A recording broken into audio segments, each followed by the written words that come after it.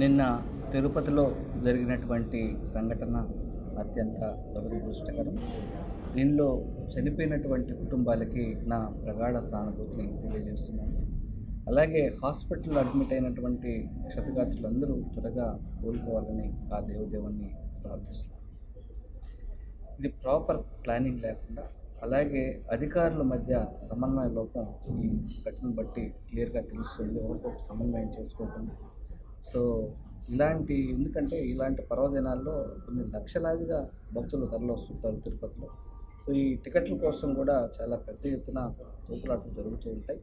దీన్ని గమనించి ఎక్కడికక్కడ కట్టడి చేసే కార్యక్రమాలు జరగకుండా, నిష్ణాతులైనటువంటి అధికారుల్ని నియమించకుండా కేవలం రాజకీయ కక్ష సాధింపులతోనే కాలం గడిపినటువంటి తిరుమల తిరుపతి దేవస్థానం దీనికి సంబంధించినటువంటి బాధ్యుల మీద ఖచ్చితంగా ఈ ప్రభుత్వం చర్యలు తీసుకోవాలి.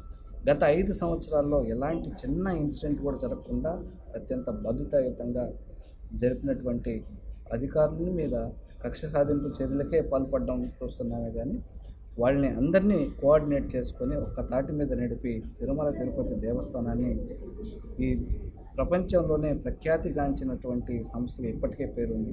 దాని వన్నీ తగ్గకుండా చేయాల్సినటువంటి బాధ్యత ఉన్నటువంటి అధికారులు, అలాగే టీటీడీ కేవలం లడ్డు వివాదం ఒక పక్క తీసుకొచ్చి ఇలాంటి డైవర్షన్ పాలిటిక్స్కి మాత్రమే, రాజకీయ వేధింపులకు మాత్రమే, అలాగే రాజకీయ కుట్రలకు మాత్రమే కేంద్రంగా చేసుకోవడం అత్యంత బాధాకరం.